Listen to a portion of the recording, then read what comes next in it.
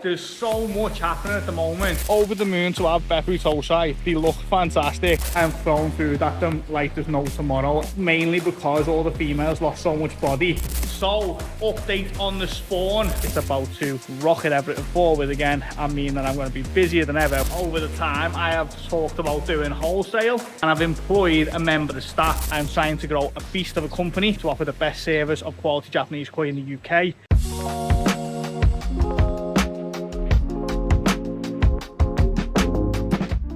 Welcome back to My Boys Koi. So there's so much happening at the moment, I don't know where to begin. Filter upgrades are necessary. I'll explain why.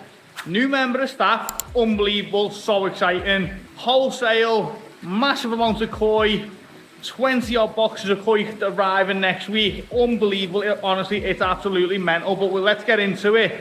Let's start with the filtration. So my main pond is looking awful again. I only managed to get this pond clear for about a week and then it went down again. We have been going through new pond syndrome, which is to be expected. But if we go and take a look at one of these two ponds, the water is pretty much crystal clear. This one is looking green and murky and not great. I've got a plan. I'm going to talk you through the plan next. My plan. So this is one of the Proline beasts of a shower. It's a meter wide one, over a meter tall. It's a really good big shower. A lot of capacity for media, but media is not really what we're after. Not really trying to control the pond. Having said that, I think I might jump on the bandwagon and get some of the Lotus route in the near future, but for right now I'm going to connect this up. I'm going to put some jack matting inside it. I'm going to put some filter floss on the top, and I'm going to try and clear that pond. But I want to explain a little bit more about that pond, so let's go and have a look. Just on the way to go and explain more about that pond, look at these amazing Tosai from Beppu that I absolutely love and life. Over the moon to have Beppu Tosai. They look fantastic. All they want to do is eat. And a little krashigoi, which is a naive fish, suicide fish if you like, a part of the quarantine procedure, but they are doing so well. Right, filter. Excuse the K1, but that is one of the causes for concern because this Nexus is too low. So if you remember, we were in such a rush to get the Nexus fitted and get that pond running that I just stuck it on a pallet and didn't level it up properly. It needs to be raised up, it needs to be higher. So the plan is I am going to run the shower on this for now. I'm going to add a moving bed to this and I'm going to build a proper platform. But how can I do it and still run the pond? Yes, it has made me question it as well. I'm going to disconnect the Nexus. I'm going to use the shower for 2 days as a sole filtration once it's run for a week or so. And it's, well, a couple of weeks really. And it's a little bit more mature and the shower's working okay. I'll take the koi off the food, I will disconnect the Nexus, I'll build a platform, I'll concrete it all in, I'll make it solid, block and concrete, the right height, put the Nexus back, add a moving bed, connect the pump back up and then rerun it. Now, it doesn't end there because we got one of the new Nexus TIs for the 320 Ti. There's a problem with them. The bulbs, I believe, are a nightmare. They're not working. Ours didn't work when it arrived, so what I done was I robbed one of the 220 bulbs and put it in. Now that's not enough. It's a 36 watt. Well, it is really. It's a 36 watt bulb. It should be doing the job, and it has done the job at times, but it's not at the moment. So there's a couple of things that I'm going to do. Wait for the new 320 replacement bulbs and get them running. I'm going to get a lid for the Nexus, but then we can get that out the sun, and that will hopefully help. And all the other measures that I'm going to do, and hopefully then that means that this pond will be crystal clear and run perfect, as good as it can be anyway. So that's just going to sit on there pretty much where it is now, not too close to the wall because it will get too much splash. As you can see there, we've had too much splash. Slightly off center, one directional flow. It should work. We can always tweak it if it doesn't. I'm just going to mess around now and put some sort of support at the back. I don't think it'll topple, but I don't want to risk it because we could end up having a little bit of a mini disaster. It is gravity fed, so worst case, we wouldn't have a major disaster, but, you know, save having any disaster. I'm going to sort that out, put something at the back of it, a little bit of stability. I've just given it a good hose and a scrub with the brush, and then crack on. I didn't bring my grinder, and cutting jack matting really is the easiest way to use a grinder, so But anyway, let's get on and get it done. And just like that, we've got a shower up and running. Really don't like the overhang, but it's literally been running for 30 seconds or so, and the fish are swimming over to it, so that's interesting. Let's see how they react to it, because that'll be, as much as I want the pond to be really clear, it will be interesting to see how the fish actually react to it. I have been feeding so much food in this pond as well that I'm my own worst enemy, because I do want to clear, but I'm throwing food at them like there's no tomorrow at the same point, mainly because all the females lost so much body and it distressed me a little bit with the spawn. I have got an update on the spawn as well. So, update on the spawn. It was a massive fail. We got nothing. We got no eyes. No, when you see the egg, it looks like a little eyeball in it. You can just see the start of it. We got none of that. We got nothing. Absolutely nothing. We had 4 brushes, 3 IBCs, lots of oxygen, and not one single fry, which is a little bit gutting, but at the same point, it's a little bit, well, it's really a win, because I didn't know what I was going to do with them. On the last video a few weeks ago, it took a pond off me, or took a couple of the IBCs off me. Bit of a nightmare, but I was a little bit gutted at the same time. I would have liked to have had some fry, even just a handful, just to go on. But anyway, right, it didn't work. I don't know why it didn't work. The one thing that I'm sort of surmising now is that we were in a heat wave when they spawned, and the following week was really cold, like so cold. We had the heating on in the house again, and they were just in the IBCs, no covers over, no polytunnel, nothing else. So maybe that's the reason. I don't know, if I'm totally honest. But that's that. No fry, no MBK fry this year.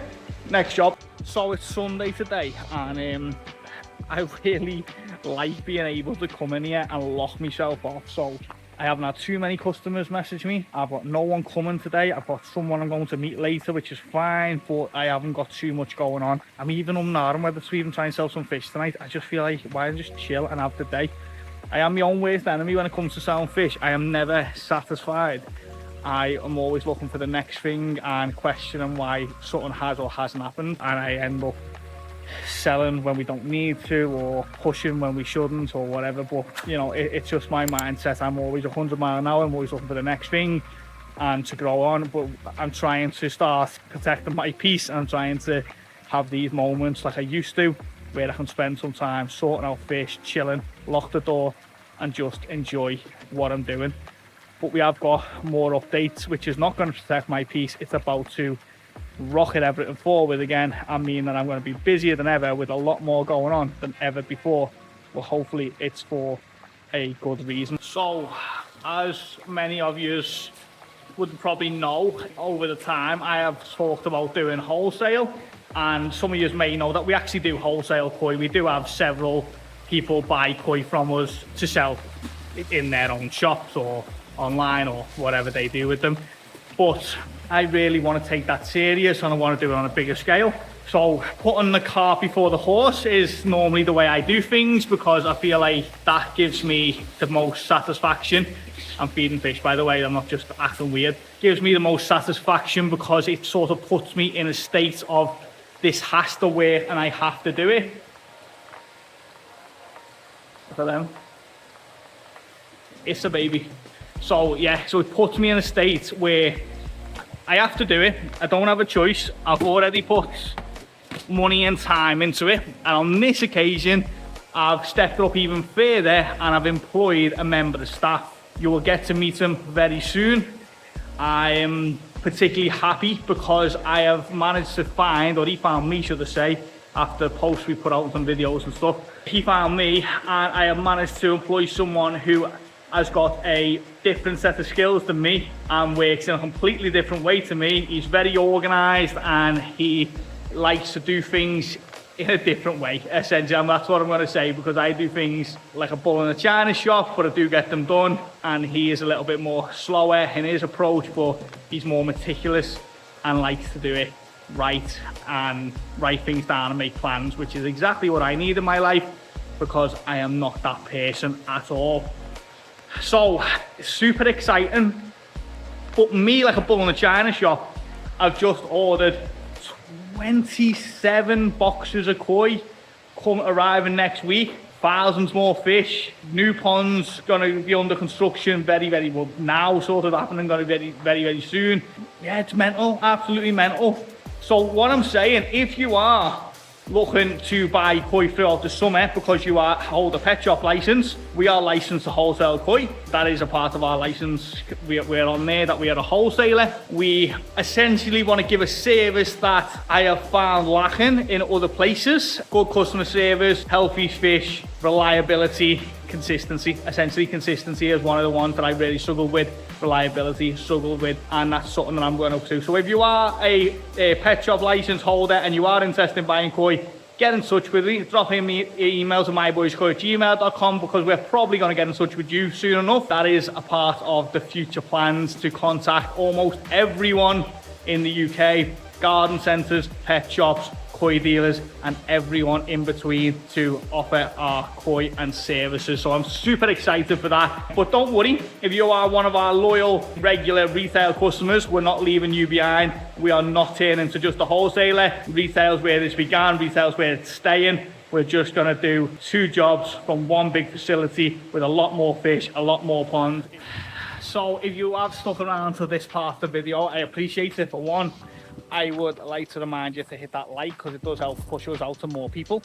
I would like to ask a favour, if you have got a local garden centre, pet shop, aquatic shop near you, next time you're in there, just mention the fact that we are a wholesaler and drop my number or email address to them. That would be much appreciated. We are going to be building a lot more out here very soon. That's the plan, to go bigger and better than ever before, and that's hopefully going to mean that retail customers get it even better, because we've got more fish. We can offer more to everyone who buys from us. That's the idea. So there's a lot more work to be done here. It's a slow process, it takes time. I want to do it right. I want customers to be happy with the service we provide. We've took on 1 member of staff. As I said, you will meet him soon, and we will be taking on more once the time's right, and I feel like the new member of staff knows exactly what he's doing and that's working well. Then we'll look to take on someone else. I'm trying to grow a beast of a company. I'm trying to offer the best service of quality Japanese koi in the UK, and I need you all along for the ride. So I'm going to end the video here. I appreciate everyone who's watched. I appreciate everyone who likes the video, subscribe and everything else. Thanks for watching, and I'll catch you all next time. So do you remember when I said we had a failed spawn? It's been 2 weeks.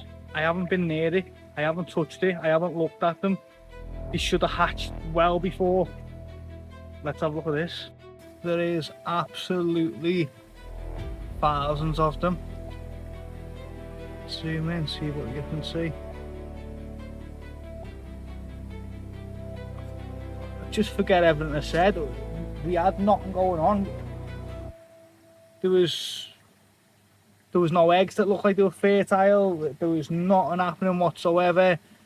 I took the brushes out and it looks like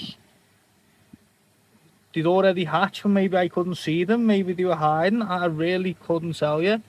The whole tank is absolutely teeming with them. There's